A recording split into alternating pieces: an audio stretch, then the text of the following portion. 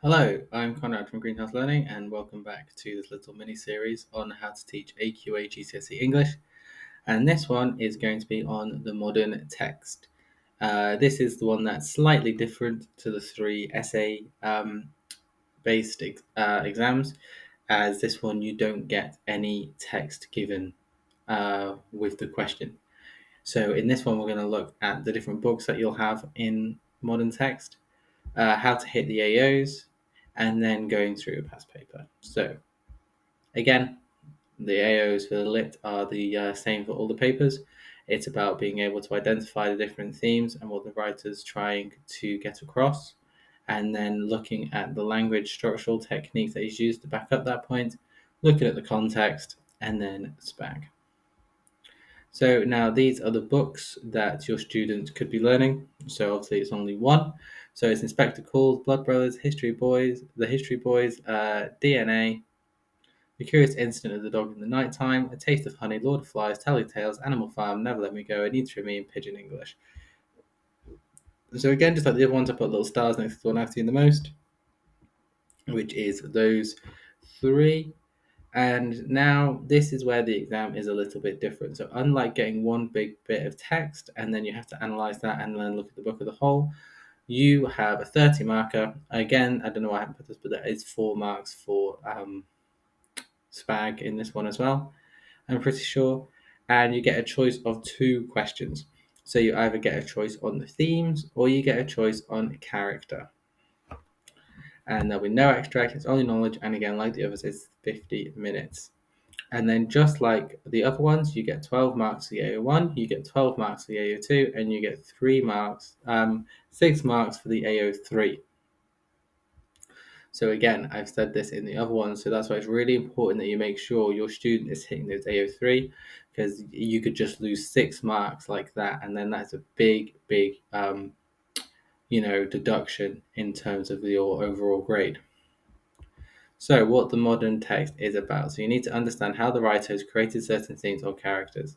So, you don't have the text in front of you, you need to analyze it from your own knowledge. So, that's where it gets tricky. So, unlike the other ones where you will get good marks for putting lots of quotes in, you don't want loads of quotes, but by using good quotes, you don't get marked as heavily. You will be expected to talk about the text and talk about things that have happened, but direct quotes are good, but not essential. So if you can't remember any, then that's fine, or any long ones, that's fine. If you can just remember certain little things about the text, that's good. And then you want to link about the language or imagery that has been used. So all of the books have certain context which they're written, and you use this to understand why certain characters or themes have been used. So again, like the 19th century novel, this book or plays would have been written for a certain reason. So, for example, the one we're going to look at is an Inspector Calls. So, Inspector Calls was written to highlight the evils of capitalism and promote socialism. So you need to understand about why people would be talking about that at the time and why that was, quite a touchy topic to talk about. So if you write about that and then talk about how the writer has done that using the different structures and techniques, then that's good marks. So again, like the other one, there'll be different ways to answer this exam. So the other ones, as you don't have the text in front of you, so we'll be looking over now how to do that. However, the overall idea of the essay will stay the same. You still want those 5 paragraphs starting with an intro and ending with a conclusion, and then 3 bits of good text talking about different themes. So, how far does Priestley present the character Eric as a character who learns the important lessons about society and spectacles? And Priestley shows inequality in society leads to tragedy. How far do you agree with this view on spectacles? So, the interesting things with this type of questions is if you pick the one that is about a character, you'll mainly be talking about themes in that, because obviously you only really need to talk about Eric in this. But obviously you can mention other characters because you can talk about how the other characters will be treating Eric, and talk about his interactions with other characters and how maybe that shows he changes. How does interactions with the characters throughout the play change? but then also the different themes that Eric represents within the play.